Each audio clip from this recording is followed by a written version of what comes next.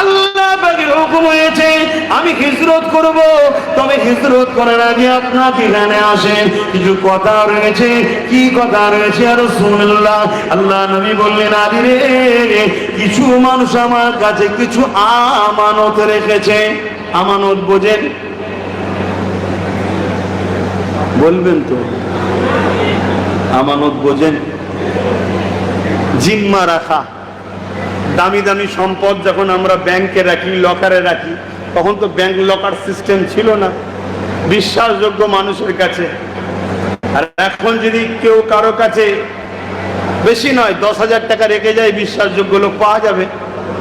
নিজেদের মধ্যেই বলুন, পাওয়া যাবে? হ্যাঁ, যে হয়তো একটা মোড় শুধু আলাদা হবে না, ঘুরে এসে যদি বলেন ভাই ওই যেটা দিলাম এটা দে, বলবে তোর সাথে তো দেখাই হচ্ছে দুদিন পর। কি আজকে ঘটে না? ঘটে না? সমাজ কোথায় যাচ্ছে? আমরা বলছি মুসলমান, আর অথচ যারা রাসূলুল্লাহকে শহীদ করতে এসেছে তারাই নিজেদের দামি দামি সম্পদ আমার রসুলের কাছে রেখে দিত। কেন? তারা জানে মুহাম্মদ সাল্লাল্লাহু আলাইহি ওয়াসাল্লাম আমানত খেয়ানতকারী নন। যেটা বলুন সুবহানাল্লাহ। মেনে নে না, মেনে নে না, মানা যাবে না। মানলেই দাদাগিরি বন্ধ, চুরি বন্ধ, রেপ বন্ধ, লুটা বন্ধ, কি নেশা বন্ধ। তা আজকেও যারা বিরোধী করে তারাও জানে মোহাম্মদ রসুল বারহাক সত্য, তা মেনে নিলাম না, মানলেই তো সব শেষ। কেন? রসুল মানবে চুরি করবে, মানা হয়নি। রসুল মানবে মা বাপকে বৃদ্ধাশ্রমে দেবে, মানা হয়নি। রসুল মানবে নেশা করবে, মানা হয়নি। রসুল মানবে আমানত খেয়ানত করবে, রসুলকে মানা হয়নি। রসুল মানবে মালে কম দেবে, রসুলকে মানা হয়নি। রসুল মানবে রাষ্ট্রপ্রধান হয়ে রাষ্ট্রবাসীকে লুটবে, মানা হয়নি। রসুলকে মানতে গেলে কেমন মানতে হবে? হোবা হোক উদখুলু ফিস-সিলমি কাফা, হোবা হোক পরিপূর্ণ হবে তোমরা ইসলামের মধ্যে দাখিল করো।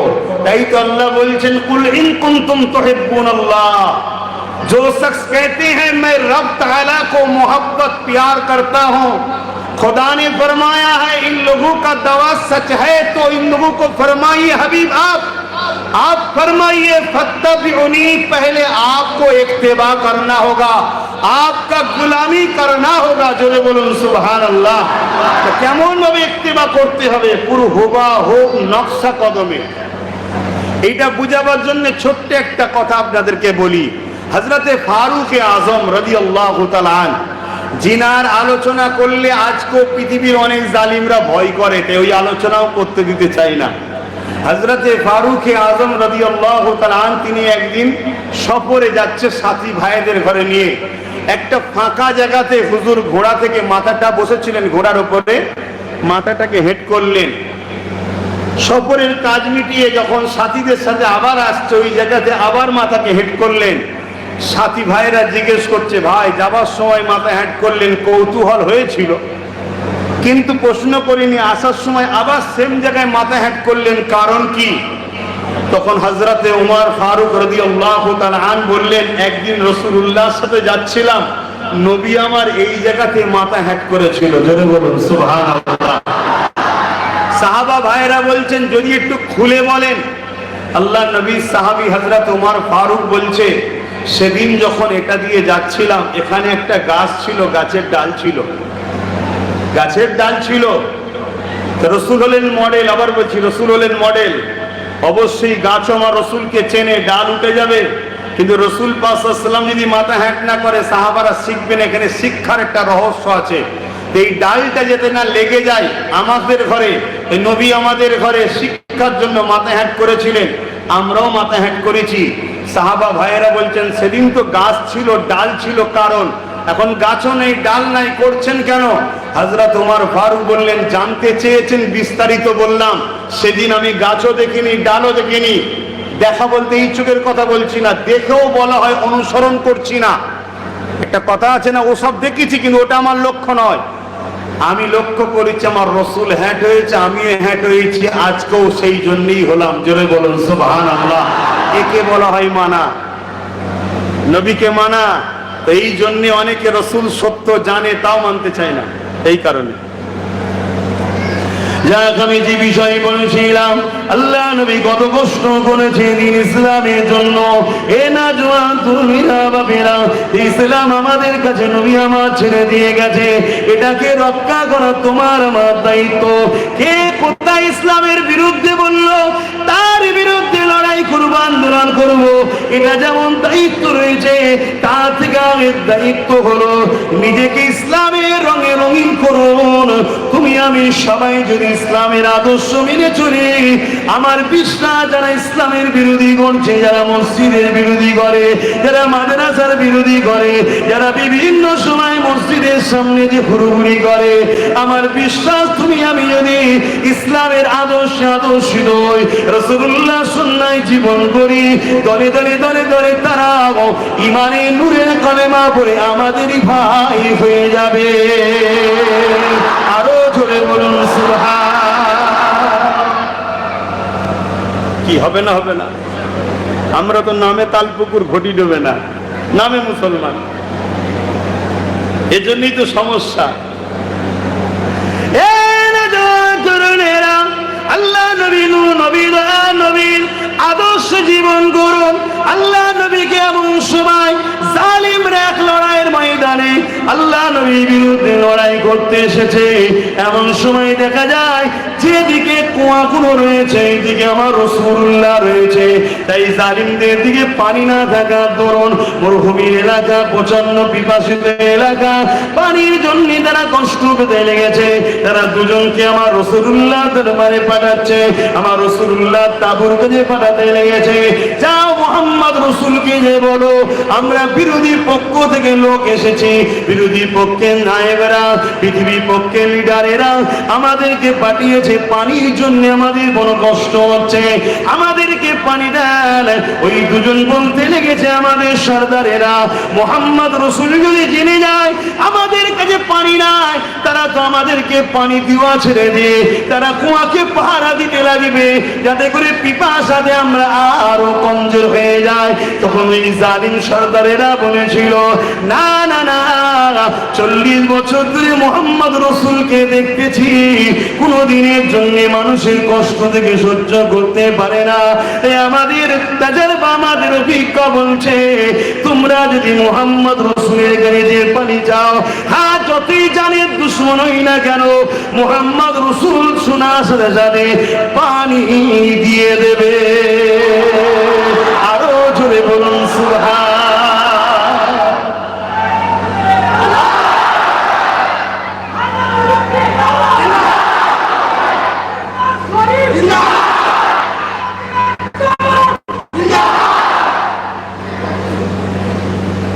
আদর্শ করতে হবে। তাহলে আমার প্রতিবেশী, আমার দেশ বা যে কোনো মানুষ বিপদে পড়লে, পিপাসিত হলে তার সাথে মানবতার ব্যবহার দেখাতে হবে, এটা আদর্শ তো, ঠিক না বেটি? সে হোক হিন্দু ধর্মের, যে কোনো ধর্মের সঙ্গে তার সম্পর্ক থাকবে, ওটা আমার দেখার বিষয় নয়। আমার বিষয় হলো সে অসহায়, তাকে আমি আশ্রয় দেবো, আর দিলের মধ্যে রাখবো আমি আল্লাহর সৃষ্টিকে আশ্রয় দিলাম, আল্লাহর রহমত আমাকে আশ্রয় দেবে। জোরে বলুন সুবহানাল্লাহ। এটাই তো নবীর আদর্শ। যে দুজনকে পাঠিয়েছে তারা তো বড় ভয়ে ভয়ে আসছে, যুদ্ধের ময়দানে তো ভাই, যুদ্ধের ময়দানে, কথা বুঝছেন না? এখন তো রাগ হলে অনেকে পানি ছেড়ে দিয়ে ডুবিয়ে দিবার প্ল্যান করছে আবার। যুদ্ধের ময়দান, এই যুদ্ধের ময়দানে কি করা যাবে? তাজিয়া গিয়ে আসছে, ভয়ে ভয়ে আসছে, নিজেদের মধ্যে আলোচনা করছে, হারা আমাদের দুজনকে পাঠাচ্ছে, আমাদের জীবন নিয়ে টান হবে, আমরা তার বিরুদ্ধে লড়াই করতে এসেছি, সে কি আমাদেরকে পানি দেবে মনে হয়? পানি দেবে মনে হয়? অথচ বলছে সে নাকি বড় দয়ালু। দয়ালু তো তাকে মারতে কেন এলো তাহলে? সে যখন এত ভালো হতো মারতে এলো কেন? এই আম সমাজের মধ্যে এটা হয় না, হয় না? কথা বলুন। আজকেও তোমার আমার বিরুদ্ধে যাদেরকে লাগানো হচ্ছে তারাও কিন্তু তোমার আমার সম্বন্ধে ভুল বুঝেই কিন্তু লাগছে, তাদেরকে ভুল বোঝানো হচ্ছে। তোমার আমার আখলাক দ্বারা, ব্যবহার দ্বারা, আদর্শ দ্বারা, কর্মকাণ্ড দ্বারা তোমাকে প্রমাণ করতে হবে যে ভাই বন্ধু, তোমাদেরকে যারা ভুল বুঝিয়ে আমাদের সঙ্গে লাগাচ্ছে, মূলত তারা তোমাদেরকে তাদের দোকানের খদ্দের বানিয়ে রাখতে চাইছে, অন্য কিছু নয়। তোমরা তাদের অ্যাসেট, চলে গেলে তোমাদের অসুবিধা আছে, তাই তোমাদেরকে আমাদের সঙ্গে লাগিয়ে দিচ্ছে, যাতে করে মিশে গিয়ে রসুল সম্বন্ধে জেনে না ফেলে, মিশে গিয়ে কোরআন সম্বন্ধে জেনে না ফেলে। রসুল আর কোরআন সম্বন্ধে জেনে গেলেই কি হবে? তাকে কোরআন ও রসুলের প্রেমিক হতেই হবে। জোরে বলুন সুবহানাল্লাহ। আরে সামান্য যদি দুনিয়ায় সামান্য সৌন্দর্যের প্রেম যদি আমরা পড়ে যাই, প্রেমে সামান্য সৌন্দর্য, একটা ফুল, গোলাপ ফুল, গোলাপকে জিজ্ঞেস করো তোমার সুবাস কিসে? গোলাপ বলছে মোহাম্মদ রসুলের পাসিনা আমাতে পড়েছিল, তাই আমি সুবাস হয়েছি। জোরে বলুন সুবহানাল্লাহ।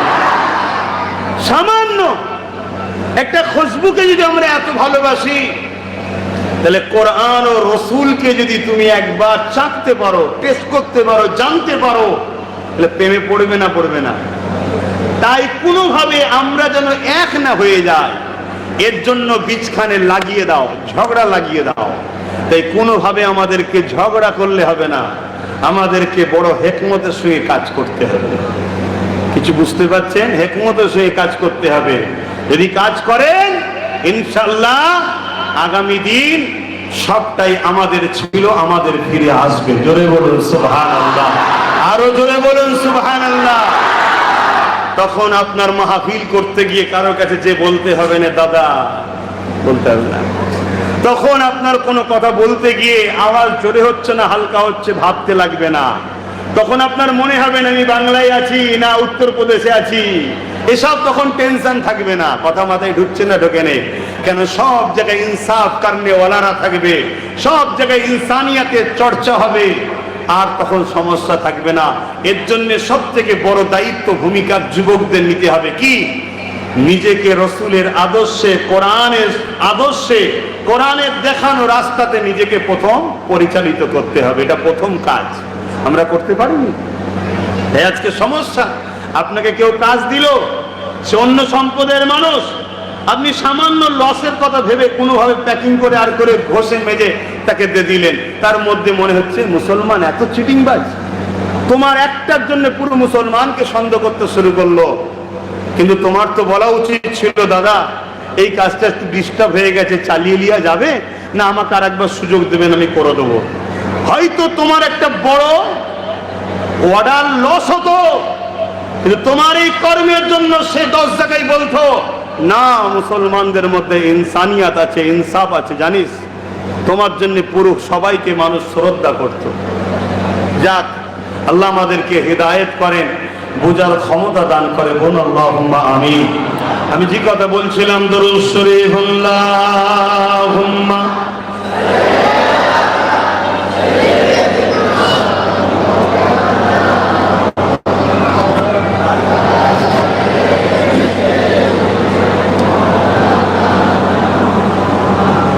फलक पर चाँद जैसा है, नबी का नाम ऐसा है।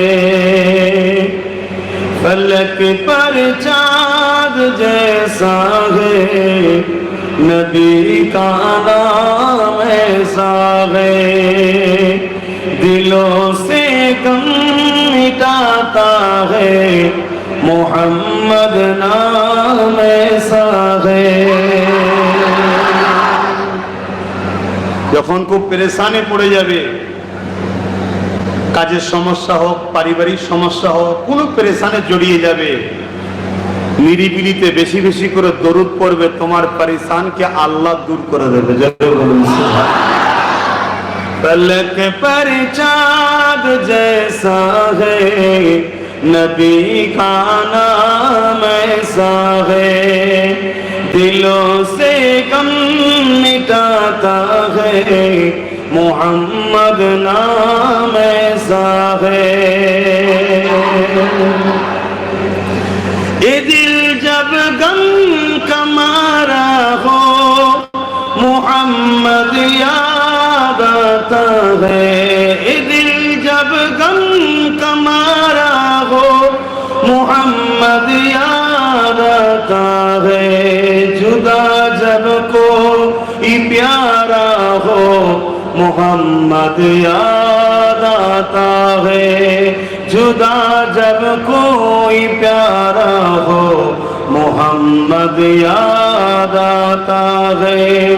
फलक पर चाँद जैसा है, नबी का नाम ऐसा है, दिलों से गम मिटाता है, मोहम्मद नाम ऐसा है।